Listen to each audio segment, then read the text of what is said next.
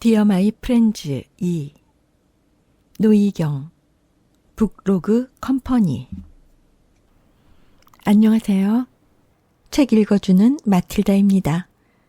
오늘은 노희경 작가님의 디어 마이 프렌즈를 녹음하려고 합니다. 낭독하기 전에 잠깐 책에 관한 이야기를 하겠습니다. 2016년 5월 TVN에서 방영을 했는데요. 그때는 보지 못하고 동생의 권유로 뒤늦게 OTT를 통해서 보았습니다. 보는 내내 감동이었고 긴 여운이 남는 드라마였습니다. 그 뒤로 노희경 작가님의 드라마를 찾아서 보았습니다. 이 책을 읽기 전 김혜자님의 생애 감사회를 읽었습니다. 책 내용 중에 1998년 노희경 작가님의 거짓말이라는 드라마를 김혜자님이 보고 인상에 남아서 작가를 잘 아는 분에게 노희경 작가에게 전해주세요. 저런 작품 나도 하고 싶다고. 그로부터 20년이 흘러 연락이 왔고 디어 마이 프렌즈를 하게 되었다고 합니다. 책을 읽는 내내 드라마의 장면이 오버랩 되었습니다. 드라마를 볼 때 슬로베니아에서 조인성과 고현정이 뛰면서 전화를 하는 장면이 있습니다. 오늘 너에게 프로포즈 할 거다. 우리가 만날 그 성당에서 오후 6시 정각에 프로포즈를 하면 영원한 사랑이 이루어진다는 전설이 있대. 간다. 고고고고. 서로 달리다가 대형 트럭이 연하를 치고 완이는 자리에 주저앉는 장면이 있습니다. 고현정이 롱코트를 입고 달리는데 긴 코트 사이로 진보라와 연보라색의 옷감이 바람에 휘날리는 모습이 저는 매우 인상적이었습니다. 황홀할 지경이었죠. 아직도 눈에 선합니다. 하필 왜 그 모습이 인상에 남는지 모르겠습니다. 고현정 배우의 아름다운 외모 때문일까요? 드라마 공식 홈페이지에 나온 등장인물에 대해 간단히 말씀드리겠습니다. 박완, 나니의 외동딸, 프리랜서로 번역 작가 일을 하면서 나니의 집 근처 오피스텔에서 살고 있다. 유럽으로 유학 가서 5살 연하 애니메이션 작가 연하를 짝사랑했다. 조이자, 수줍고 조신하고 밝은 성격이었지만 6개월 전 남편이 죽고 나서 갑자기 사는 게 두려워졌다. 장난이, 밝고 생활력 있고 매사 거침없다. 희자와 정아의 초등학교 후배. 희자와 정아가 다니는 시장의 대박 짬뽕집 주인이다. 문정아, 매사 긍정적이고 따뜻하지만 결정적으로 돌발 행동을 하는 성격이 있다. 희자와 초등학교 동문, 고집불통 남편과 3딸이 있다. 오충남, 난이 영원의 2년 선배이며 희자, 정아, 석균, 성재 후배, 싱글이다. 고향 근처에서 야외 카페를 하며 누가 봐도 신나게 산다. 이영원, 난이와 동문, 시원시원하고 유머 있고 속 깊고 정 많다. 여러 업의 길거리에서 캐스팅돼 배우로 광고 모델로 승승장구했었다. 김석균, 중졸, 짠돌이의 잔소리도 많고 성질도 버럭버럭한 정아의 남편. 이성재, 전직 변호사, 희자 정아와 동창. 오쌍분, 난이의 엄마, 자랑스러운 초졸. 한동진, 출판사 대표이면서 편집국장.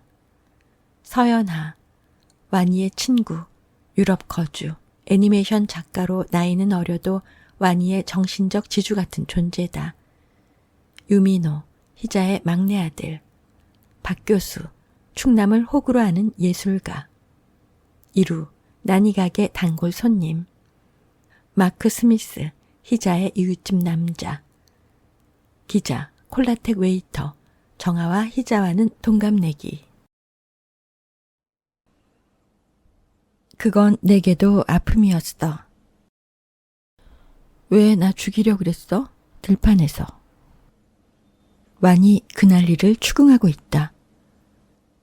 들판은 무슨, 지랄, 너 미쳤냐? 별 그지 같은, 말 같지도 않은 소리를 해대고.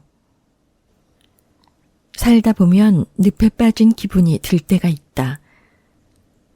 세상에 버림받고 배신당해 외로움에 치를 떨며 늪의 바닥까지 가라앉는 순간 자신에게 남은 건 죽음밖에 없다는 체념에 밀려오는 그런 순간이 있다. 난이에게는 그날이 그랬다. 그래서 평생 없었던 일처럼 묻어두고 싶었는데 완이 그걸 파헤치고 있다. 얼음장처럼 굳어있던 난이가 자리에서 일어났다. 짐을 챙기는 손이 덜덜 떨렸다. 완이 기억하지 못하길 바랐다. 살면서 한 번도 그날을 꺼내지 않아 잊은 줄 알았다. 잊어져 다행이라 여기며 살아왔다. 그랬는데 지금껏 독을 품듯 마음속에 품고 있었던 모양이다. 난이는 완과 마주할 자신이 없어 허둥지둥 현관으로 나갔다. 그러다 문득 지금 자신에게 중요한 건 다 지나간 옛날 일이 아니라 현재 완의 일이라는 게 떠올랐다. 완이는 동진과의 관계에 대해 똑부러지게 답하지 않았다. 난이가 다시 집으로 들어가 완이를 몰아붙였다. 너 정말 동진이 안 사귀었어? 근데 입은 왜 맞춰? 왜 껴안아? 미치지 않고서 유부남을 왜 껴안아? 이게 어디서 거짓말을. 그건 실수야. 완이 말꼬리를 자르며 담담하게 답했다. 아무렇지 않게 연필을 깎는 완을 보니 속에서 열불이 났다. 실수? 말이 좋다, 기집애야. 그리고 뭐 내가 엄마 말을 잘 들어?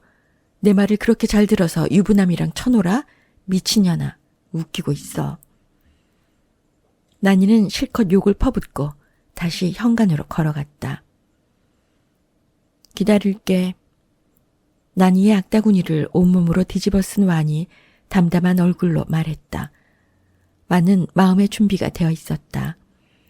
연하나 동진과의 관계가 아니라 그보다 더 근원적인 엄마와의 관계를 정리할 때가 되었다. 그래야 엄마로부터 독립된 삶을 살아갈 수 있을 테니까. 애미 알길 길바닥 개똥만큼도 안 여기는 년. 내 애비가 엄마한테 한 짓거리를 몰라서 내가 그 짓거리야? 실수? 실수? 뚫린 아가리라고 함부로 짓거리고 있어, 기집애가. 문이 큰 소리를 내며 닫히자 방금 전 소란이 거짓말인 것처럼 집안이 고요해졌다. 완은 연필을 내려놓고 노트북을 열어 어제 써놓은 문장 한 줄을 뚫어지게 노려봤다. 난이 이야기. 완은 자신이 엄마의 것일 수밖에 없다는 무거운 올가미가 이제 더 이상 두렵지 않았다. 엄마의 소유욕과 자신의 분리불안에서 벗어나는 첫 발을 그렇게 내디뎠다. 물밀듯 몰려드는 손님들이 오늘처럼 곤혹스러울 수가 없다. 난이는 억지 웃음 짓는 게 버거워 직원에게 카운터를 맡기고 주방으로 들어갔다. 하지만 부글거리는 감정을 주체할 수 없어 혼잣말을 하며 탕수육을 튀기다 결국 사고를 치고 말았다. 펄펄 끓는 기름이 얼굴에 튄 것이다. 놀란 직원이 가져다 준 얼음으로 얼굴을 문지르던 난이가 앞치마를 벗었다. 오늘 30명 단체 손님 오는 거 알지?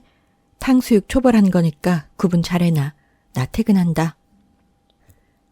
단체 손님이 예약된 날 자리를 비우는 난이가 아니었지만 이러다 더 큰 사고를 치지 싶어 미련 없이 가게를 나왔다.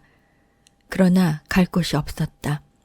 집에 들어가 쉬고 싶어도 완의 얼굴을 떠올리니 마음이 편치 않았다. 난이는 대형마트로 차를 몰았다. 특별히 살 게 있는 건 아니었지만 완이 돌아갈 때까지 시간을 때울 참이었다. 식품 코너에서 카트에 물건을 담고 있는데 문자 수신음이 울렸다. 난이는 중얼거리듯 문자를 읽어나갔다. 어머니, 저 동진입니다. 오해가 있으신 것 같은데 저 완이랑 어머니가 염려하시는 관계 아닙니다.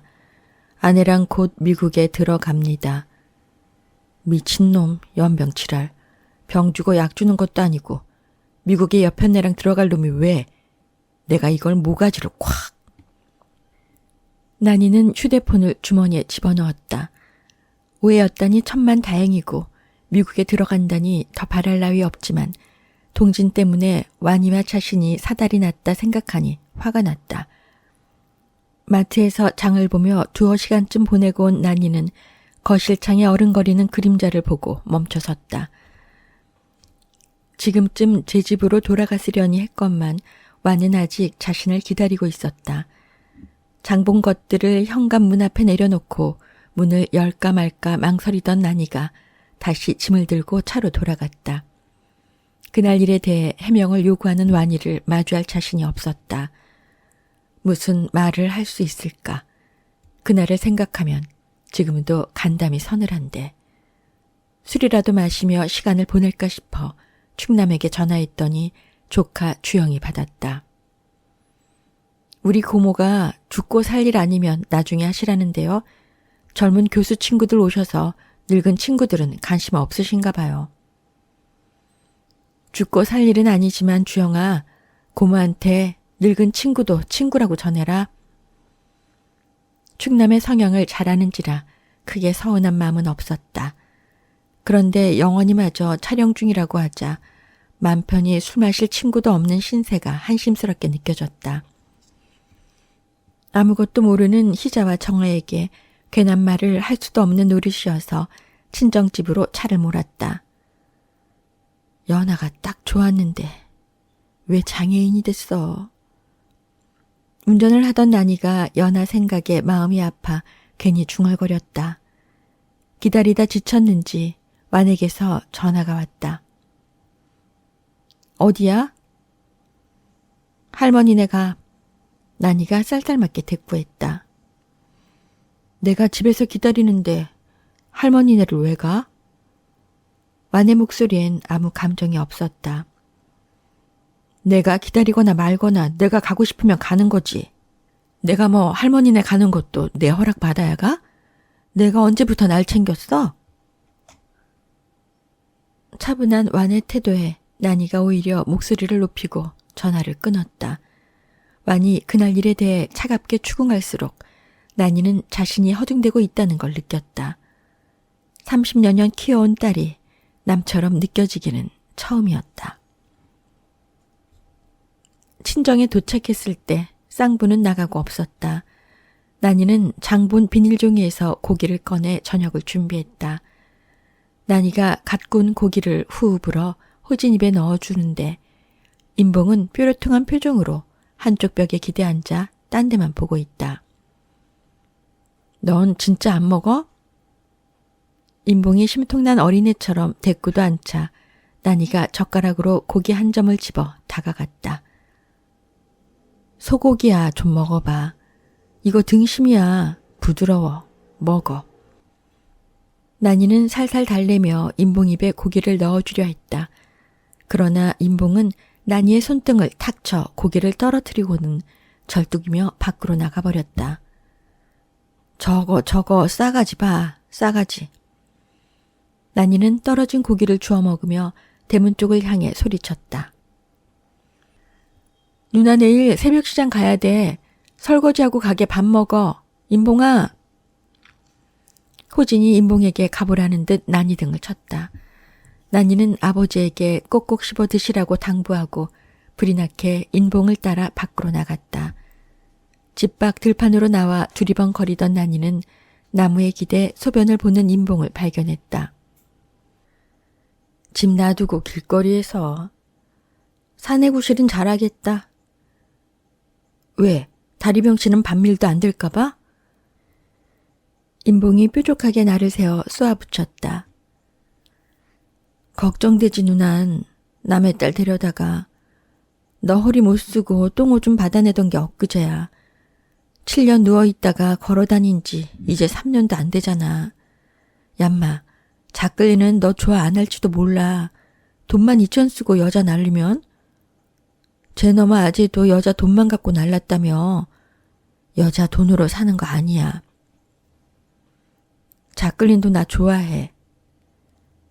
임봉이 바지춤을 추어 올리며 난이 쪽으로 돌아서며 맺힌 걸 쏟아내듯 소리쳤다.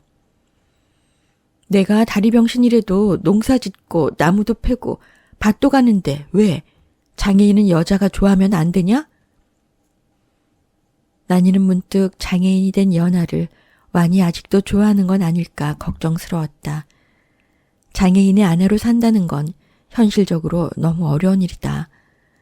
인봉이 이렇게나마 걷기까지 본인 못지않게 가족들도 힘들었다. 경제적인 문제도 무시할 수 없는 일이다. 난이는 딸이 그런 짐을 지지 않기를 바랐다. 자끌린도 마찬가지다. 난이는 벌써 멀찍이 걸어가고 있는 인봉을 향해 소리쳤다. 야, 자끌린 말도 안 통하잖아.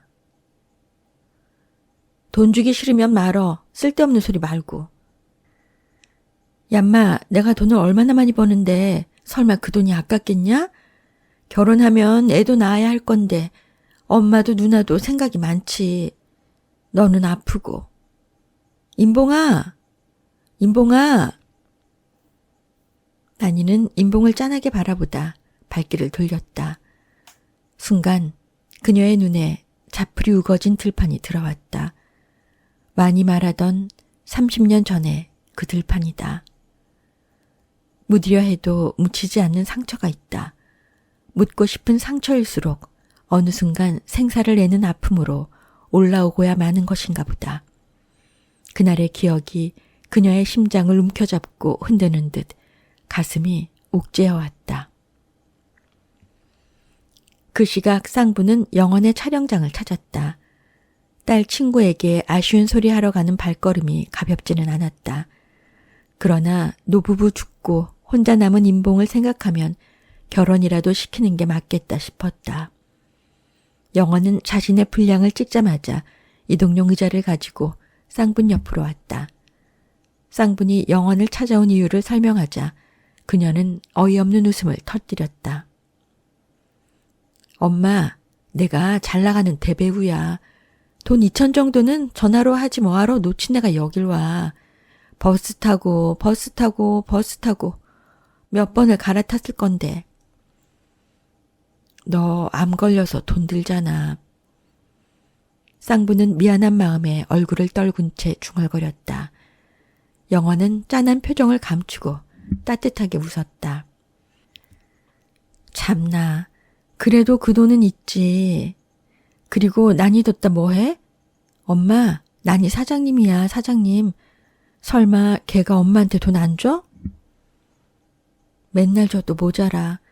전봇대에서 떨어진 인봉이 새끼 숨만 깔딱거리는 거 살린다고 재작년까지 수술을 12번을 하고 억에 억을 더 쓰고 사시사철 비싼 보약 해대고 아버진 툭하면 응급실 가고 장사 잘 되면 뭐해. 옆에서 다 써줘지는데 나는 안 죽고. 엄마가 죽긴 왜 죽어. 쌍분의 속마음을 이해한 영원이 속상해 낮게 꾸짖었다. 애비 동생이 아니라 돈 쓰는 귀신들이야. 나 죽으면 화장하고 선산 팔아서 너 가져. 그리고 돈 줘. 나니한테 말하지 말고. 어차피 조카들 낳으면 반은 또 나니 몫이야. 미친놈. 씨를 못 부리게 내가 아주 아랫도리를 묶어버릴 거여. 그 말에 영원이 깔깔 웃었다. 인봉이 아랫도리를 뭐로 묶게? 쇠사슬로 묶게? 놓친네 진짜. 평생 돈 걱정이다. 이놈의 팔자는.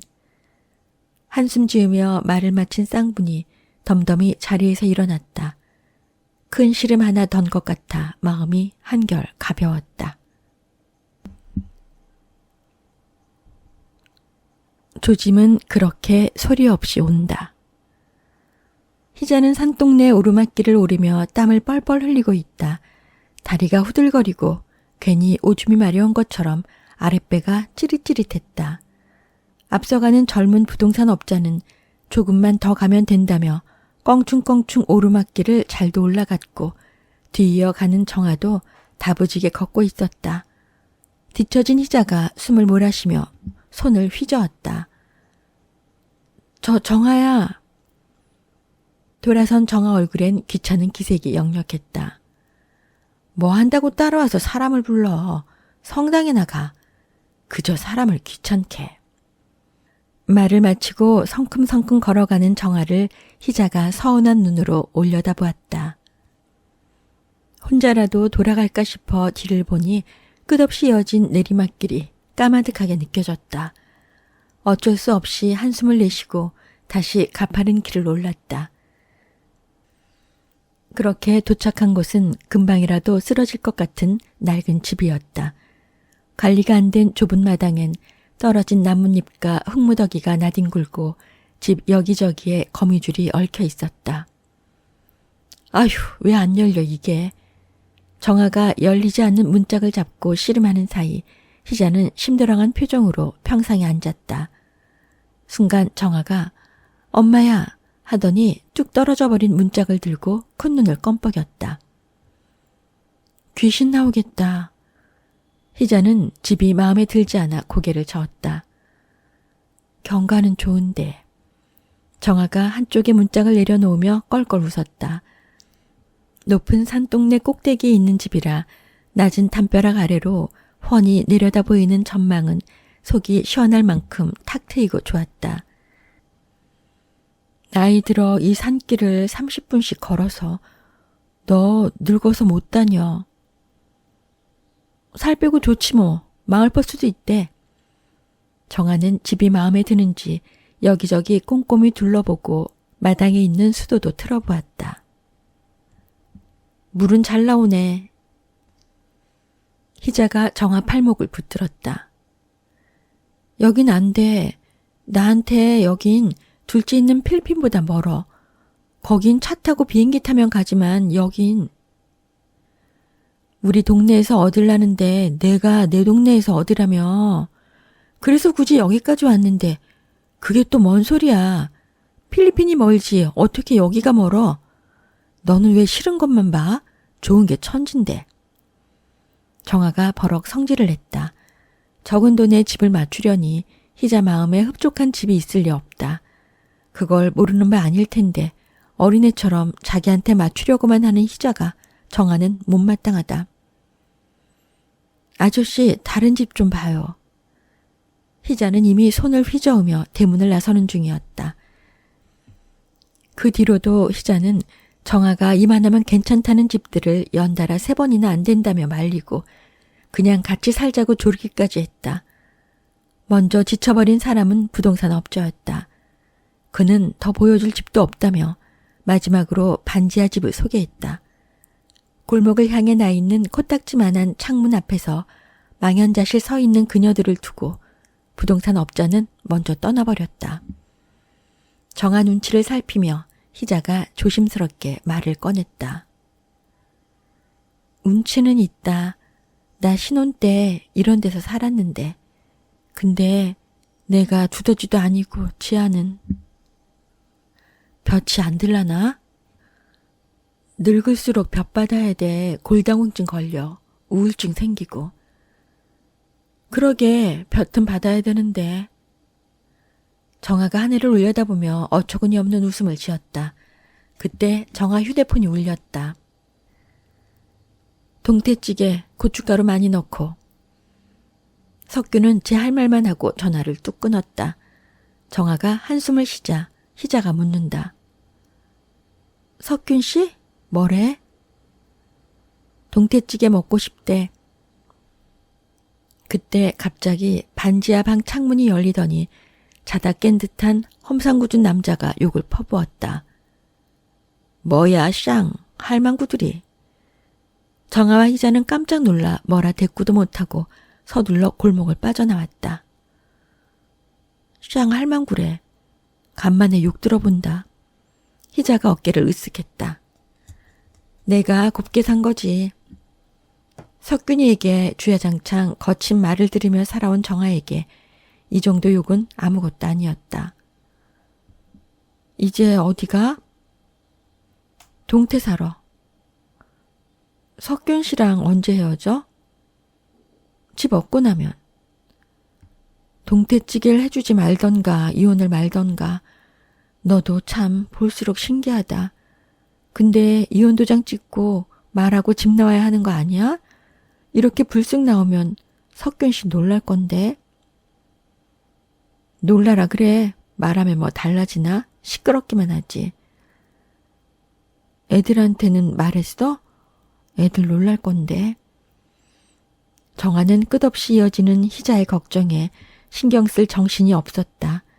그녀 머릿속엔 처음 봤던 집만 계속 아른거렸다. 아까 첫 집이 난 좋던데. 정아가 중얼거리다 걸음을 멈추고 말을 이어갔다. 너 집에 가. 나 그 집 한 번 더 보고 갈게. 정아가 다시 오르막길로 가는 걸 보며 희자가 소리쳤다. 사거리에서 동태 사서 기다릴게. 정아는 산동네 꼭대기 집을 다시 한번 둘러보았다. 아무리 봐도 이만한 집이 없을 것 같았다. 답답하게 막힌 가슴이 시원하게 뚫리는 기분이 좋았고 마당까지 있어 더 마음에 들었다. 낮이면 마당에 나와 햇빛 바라기도 하고 밤이면 평상에 누워 별도 올려다보고 나이 들어 호젓하게 지내기엔 부족해 보이지 않는 집이었다. 정아는 마음을 정하고 기분 좋게 희자와 만나기로 한 사거리로 갔다. 그런데 희자가 보이지 않았다. 전화도 받지 않고 1시간 넘게 기다려도 나타나지 않았다. 정아는 슬슬 걱정이 되어 불이 나게 그녀 집으로 걸음을 옮겼다.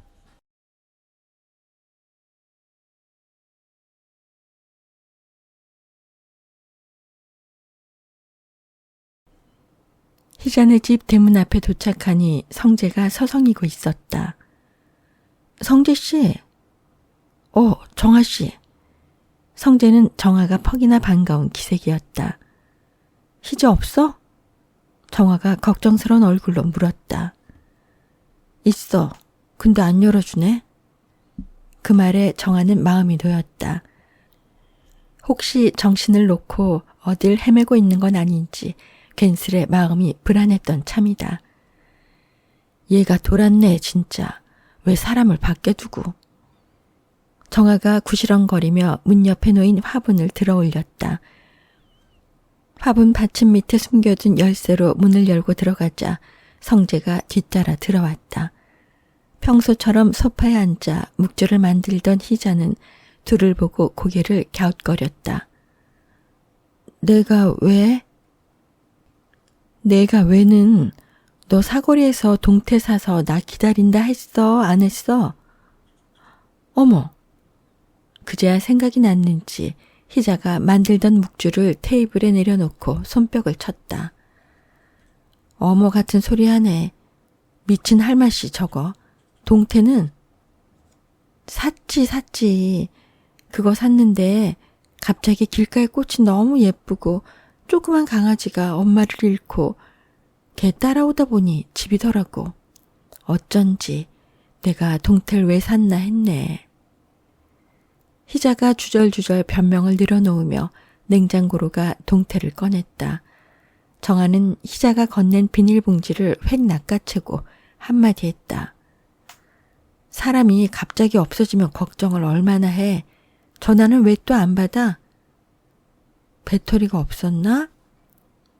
배터리도 챙기고 정신도 좀 챙겨. 나는 누구야? 정아. 정신 멀쩡하면서 왜 그래? 그리고 성재씨 문 왜 안 열어줘? 희자는 성재를 힐끗 보고는 정아에게 다가가 속삭였다. 충남이. 정아는 의리를 지키겠다고 집을 찾아온 사람을 나몰라라 한 희자가 오버한다 싶어 인상을 구겼다. 성재씨 나중에 봐. 정아가 가자 희자가 성재를 재촉했다. 가요. 성재는 제 가방에서 묵주 재료들을 꺼내다가 일어서서 자신을 향해 있는 CCTV를 문 쪽으로 획 돌려버렸다. 그걸 왜 돌려요? 이걸로 날 왜 찍어? 문 쪽에 두고 나쁜 놈 들어오나 안 들어오나 찍으면 되지. 희자는 CCTV가 감시해야 하는 건 치매가 올지도 모르는 자신이라는 말을 참아할 수 없어 입을 꾹 다물어 버렸다. 성재는 다시 가방에서 묵주 재료들을 꺼내 테이블 위에 올려놓았다. 이거 갖고 묵주 만든 거 줘. 성재가 사무적으로 딱딱하게 말했다. 희자는 그가 묵주 때문에 왔다고 은근 내세우면서도 혹시 또 여행을 가자고 보챌까 괜스레 싫은 내색을 했다. 성재는 문전 박대에 이어 대놓고 싫은 기색을 보이는 그녀에게 화가 났다. 성당에서 가져오래. 나도 여기 오기 그랬는데 신부님이 너 무사한지 가보라 그러고 신도님이 묵주 만든 거 가져오라잖아. 묵주 재료 그게 다 성당 재산이야. 너같이 묵주 만든다고 가져가서 팔아먹는 늙은이들이 많은지 꼭 챙겨오래. 성재는 자신이 왜 이런 변명을 늘어놓아야 하나 싶어 기분이 상했다. 희자는 완성된 묵주들을 보따리에 챙겨 그에게 건넸다. 그걸 가방에 넣고 현관으로 나가던 성재가 참지 못하고 돌아서 소리쳤다. 좋냐? 이렇게 안 웃고 남처럼 할 말만 딱딱하고 내가 회가니까 속이 편하고 시원하냐? 안 불편해. 희자는 불편하고 말 것도 없었다. 나이 들어보니 남자보다는 친구가 좋고 편한 걸 어쩌랴. 오히려 성재 때문에 불편해야 할 아들 민호나 충남이 더 마음 쓰일 뿐이었다. 희자는 무심히 묵주구슬만 꿰나갔다. 내가 너랑 살자 그랬냐? 놀자 그랬지? 애인하재? 친구하지지? 맨날 집구석에서 이러고 있느니 차 타고 드라이브라도 하면 좀 좋아? 햇빛 받으면 좀 좋아? 정아도 운전해요. 가끔 둘이 드라이브해. 희자가 고집스레 말했다. 꼬박꼬박 말대답은 관두자 관둬. 성재가 문을 꽝 닫고 나가버렸다.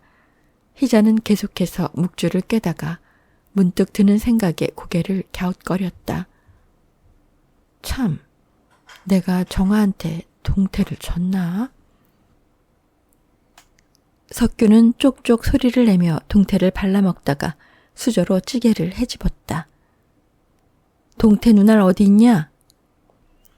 냉장고 정리를 하던 정아가 냄비 안에 있는 동태머리를 국자로 떠서 석균 그릇에 부어주고는 맞은편에 앉았다.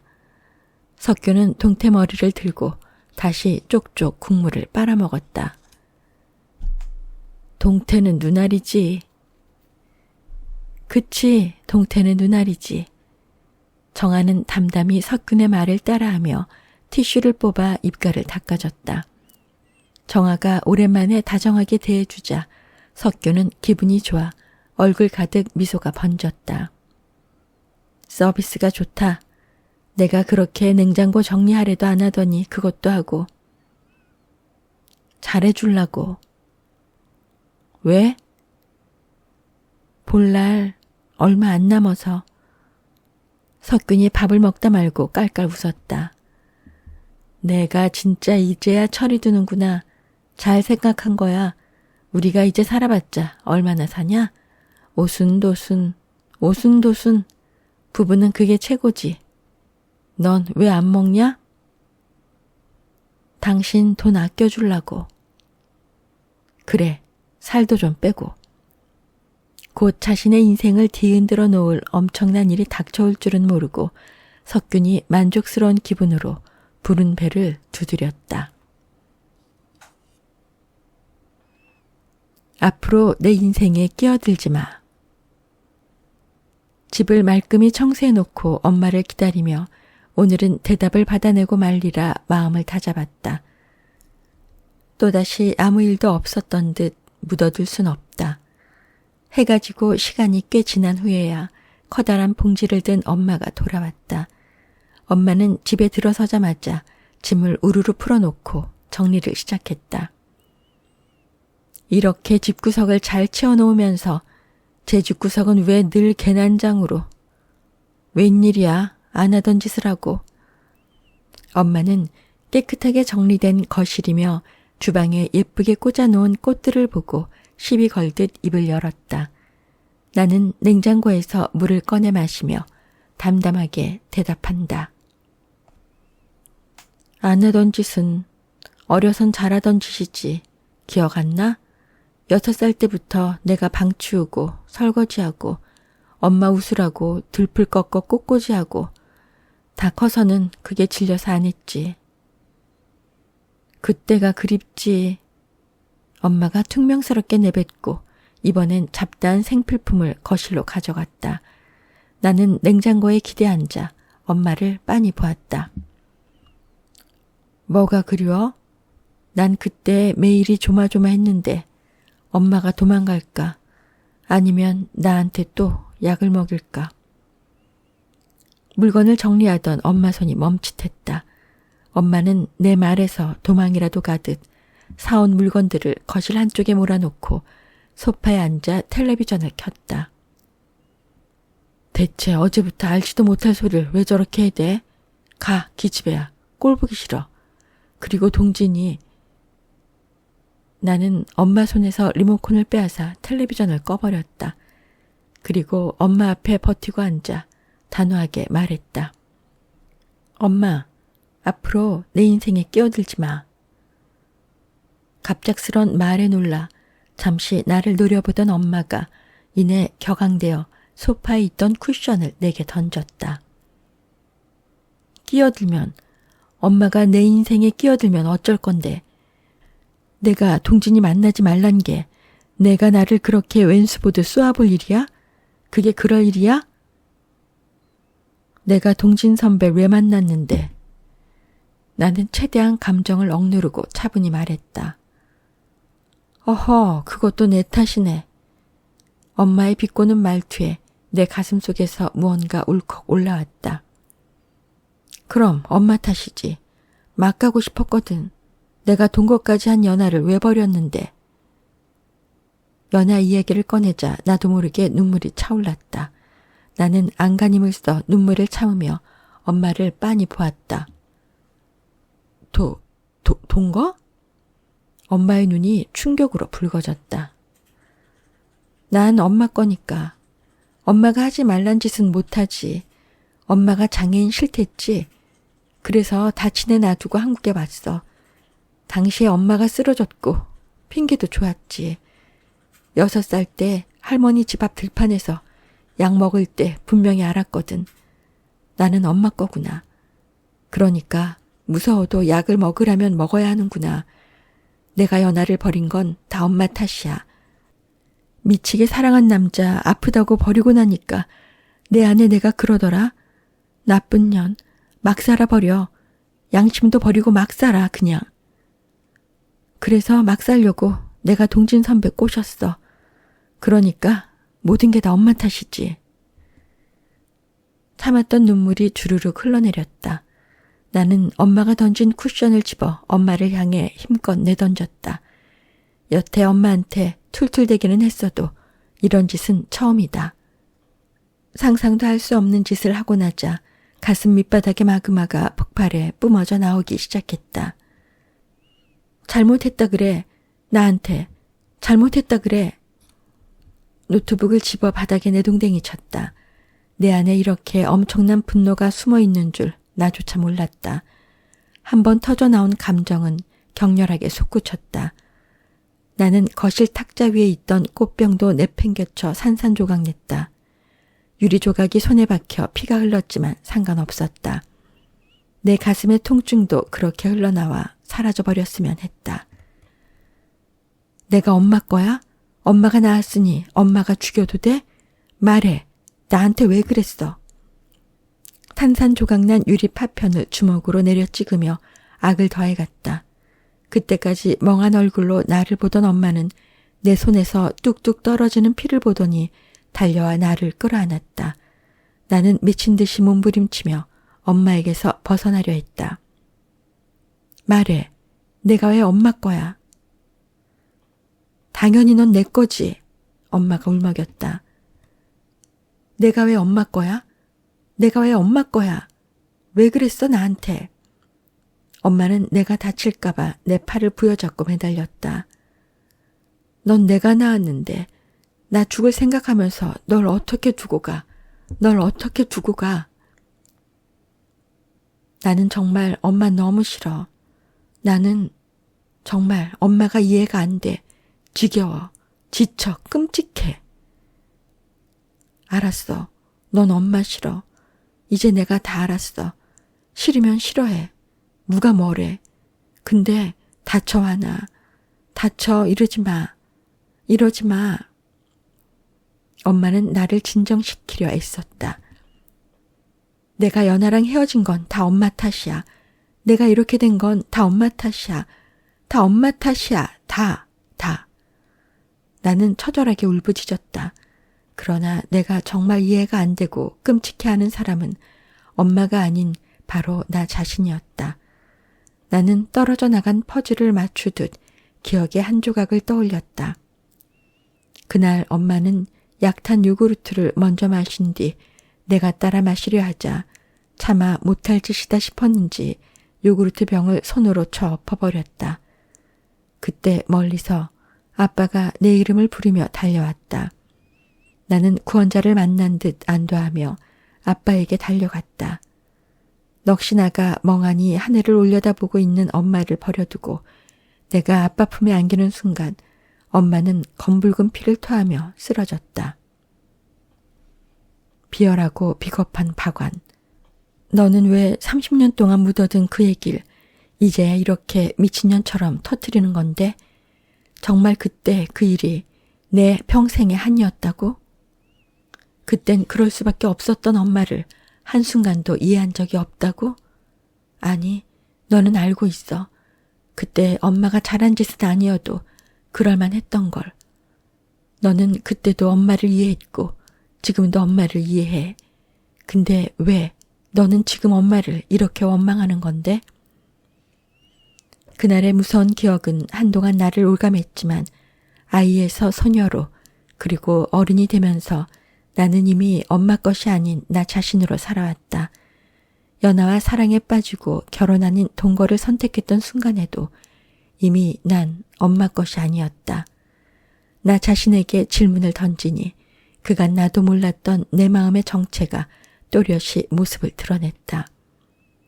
나는 연하를 버린 게 내 이기심만은 아니었다고, 이유가 있었다고 변명하고 싶었다. 내 탓만 하기에는 너무나 힘이 들어서 누구 탓이라고 하고 싶었다. 그리고 그 대상이 만만한 엄마였다. 나는 연하를 버린 나를 용서할 수 없었다. 그걸 받아들일 수 없어. 엄마 때문이라고 자신을 속이고 있었다. 엄마에게 안겨 몸부림을 치면서 엄마에게 미안했고 동시에 연하가 너무도 그리웠다.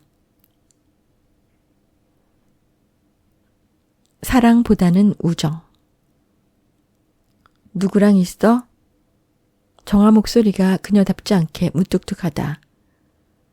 다짜고짜 누구랑 있냐니. 교수 친구들이랑 있어. 왜? 충남은 와인을 가지고 걸어가며 의아한 듯 되물었다. 뭐 하는데? 뭐 하긴 와인 먹지. 잘하네. 너는 젊은 교수들이랑 와인 먹고 희자는 혼자 방구석에서 묵주 만들고. 정아는 충남과의 의리를 위해 성재를 문전박대하던 희자가 마음에 걸렸던 것이다. 희자 언니한테는 언니가 있잖아. 너는 성재 씨한테 미련 있고? 정아는 애두르지 않고 전곡을 찔렀다. 있다면? 잠시 머뭇대던 충남이 제 감정을 인정했다. 내가 접어야지. 정아는 가차없었다. 아무 말 없는 충남이 조금 안쓰럽긴 했지만 정아는 내쳐 말을 이었다. 둘이 좋다는데 내가 접는 게 맞지. 희자 성재 씨랑 나댕기며 놀게 해. 나는 애들 집일 봐준다고 나댕기지도 않고 너는 카페에 조카들도 끼고 살고 와인 마실 친구들도 많잖아. 그런데 희자 그거는 매일 방구석에서 텔레비전만 보면서 정신 안 놓치려고 혼잣말만 하고 그게 얼마나 심심했으면 묵주를 사흘 만에 100개를 만들었대. 젊은 애들도 못하는데. 제주 좋네. 말은 그렇게 했지만 충남 또한 마음이 편치 않았다. 정말 못 접어? 언니가 이런 말 해서 서운해? 너는 성재 씨랑 다음 생에 만나. 다음 생에도 그 인간은 희자 언니를 만나겠지. 됐고 언닌 이혼이나 잘해. 충남은 담담하게 말하고 전화를 끊었다. 정아의 말이 머릿속에 맴돌아 마음이 불편했다. 희자 언니가 오죽했으면 사흘 만에 묵주 100개를 만들었을까 생각하니 그 외로움이 시리고 짠했다. 혼자 설레며 상상한 시간이 억울해서 어깃장을 놓았지만 어차피 제 것이 될 사랑은 아니었다. 성재에 대한 감정이 아무것도 아닌 게 될 때까지만 억지를 부리자 했는데 희자는 약해도 너무 약한 상대였다. 술자리가 끝나자 충남은 집 방향이 희자네 쪽인 박 교수와 택시를 탔다. 택시가 희자 집 앞에 서자 박 교수는 굳이 충남을 따라 내려 인사를 건넨다. 누님, 이번 작품 사주셔서 정말 감사.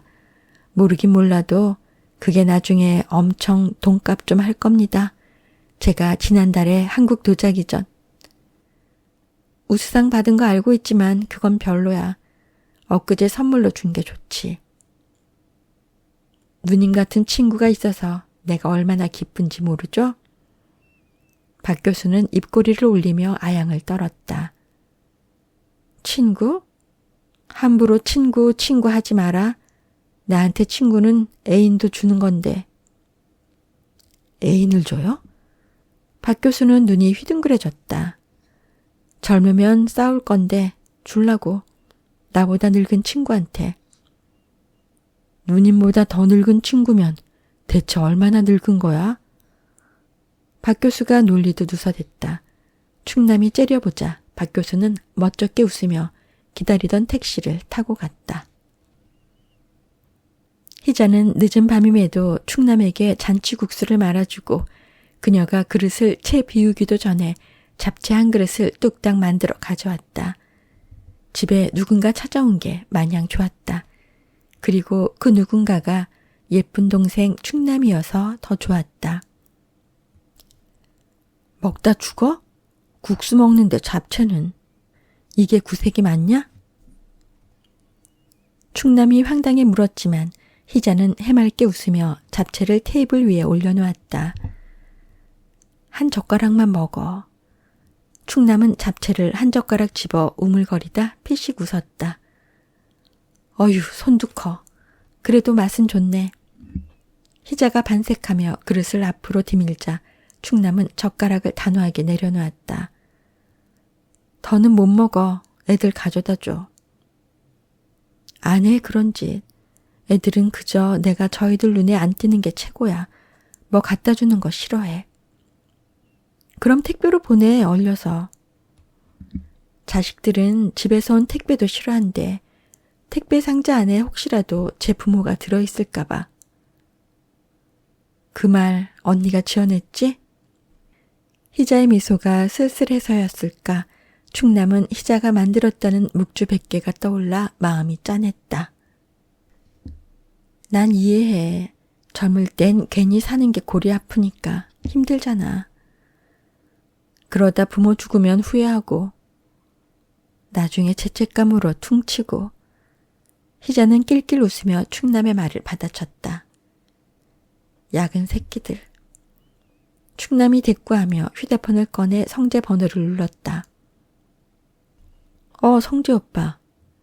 오빠 내일 차 갖고 아침에 희자 언니네로 와서 둘이 놀러 가. 뭐? 수화기 너머로 성재의 당황한 목소리가 들렸다. 못 들었어? 그럼 말어. 충남은 장난스럽게 전화를 끊어버리고 희자를 보며 씩 웃었다. 얘, 너 왜 그래? 희자가 난처한 표정을 지었다. 내가 성재 오빠 양보하는 거야, 언니한테. 충남의 말이 떨어지기 무섭게 박자를 맞추듯 성재에게서 문자가 날아왔다. 감사하다, 충남아. 좋아, 어쩔 줄 모르는 성재 모습이 떠올라 잠시 서운했지만 희자에게 내색은 하지 않는다. 난 싫어. 희자는 말은 그렇게 해도 정말로 싫은 얼굴은 아니다. 여행 갈라 그랬잖아. 튕겨? 그건 그냥 순간적으로. 근데 늙어서 주책이야. 이상해. 늙은이들 둘이서 여행 가는 거. 언니, 우리 나이엔 이 순간 국수 먹다 갑자기 꽥 해도 하나도 이상할 게 없는 나이야. 그치. 늙은이들 그렇게도 가려면 가지. 우리가 오늘 갑자기 죽어도 이상할 게 없는데 죽기 전에 남자 좀 만난다는 게 뭐가 이상해? 여행 간다는 게 뭐 이상해? 아, 저 늙은이들이 죽기 전에 마지막 불꽃을 태우나 보다 하고 이해받을 일이지. 그런가? 희자가 해실거리며 수긍하다 문득 생각난 듯 묻는다. 근데 내가 성재씨 좋다며. 싫어졌어. 그 인간이 언니 좋대서 정이 뚝 떨어졌지. 진짜야. 여행 가방 챙기자. 충남은 빤한 거짓말을 아무렇지도 않게 던지고 일어나 핸드백에서 마스크팩을 꺼내며 아이처럼 웃었다. 이것도 하자. 희자가 충남을 가만히 보다가 다정하게 묻는다. 같이 갈까? 충남은 어이없는 표정이다. 그건 우리가 지금 이 순간 한꺼번에 동시에 접시물에 코박고 죽는 것보다 더 이상하네. 그 말이 맞다 싶은지 희자가 킥킥 웃는다. 사이좋게 팩 마사지를 마치고 충남이 거실에 잠자리를 펴는데 희자가 커다란 여행 가방을 들고 나왔다. 집 나가? 충남이 황당해하며 가방을 열어보니 가장 먼저 커다란 사탕 봉지와 초콜릿 봉지가 눈에 띄었다. 당 떨어질까봐. 반씩만 넣어. 충남이 다시 가방을 뒤적이자 한 무더기의 약봉지와 부피가 상당한 까만 비닐봉지가 나왔다.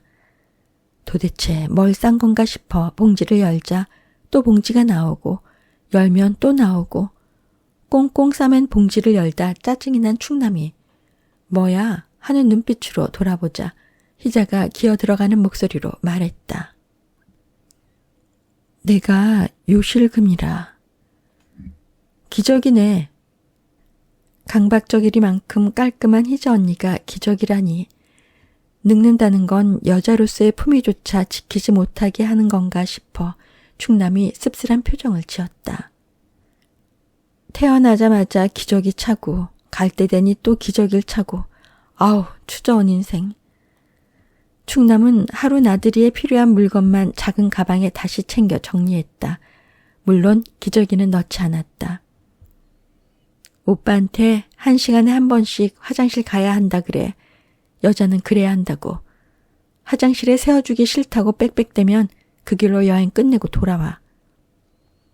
희자가 걱정스러운 얼굴로 한쪽에 빼놓은 기저귀를 쳐다보았다. 이래서 내가 어딜 안 가는 거야. 어디 한번 가려면 뭘 바리바리 한도 끝도 없이 싸야 되고 불편해. 희자는 복잡한 마음으로 힘없이 이불 속으로 들어갔다. 충남이 그녀를 다독였다. 걸어는 다니잖아. 좋게 생각해. 근데 언닌 매일 거실에서 자? 방이 좀 무서워. 넌 혼자 자는 거 안 무서워? 혼자 자는 건 괜찮은데 혼자 자다 죽을까 봐. 사후에 시체 처리는 빠를수록 좋거든. 사람이 죽으면 냄새가 많이 나요. 신속 정확하게 처리할 사람을 주변에 뒀으면 싶지. 충남이 실리적이고 똑 부러지는 성격답게 말하자 희자가 건성으로 고개를 끄덕이다가 충남의 머리를 쓰다듬으며 다정하게 말했다. 너 어려선 똘망똘망 예뻤는데 나도 예뻤지? 지금도 나이 70 먹은 노인 중엔 단연 갑이지. 충남이 엄지손가락을 세어 보이자 희자가 킥킥 웃었다. 희자가 수줍게 웃는 모습을 보며 충남은 생각했다. 여자에게 늙는다는 건 무슨 의미일까?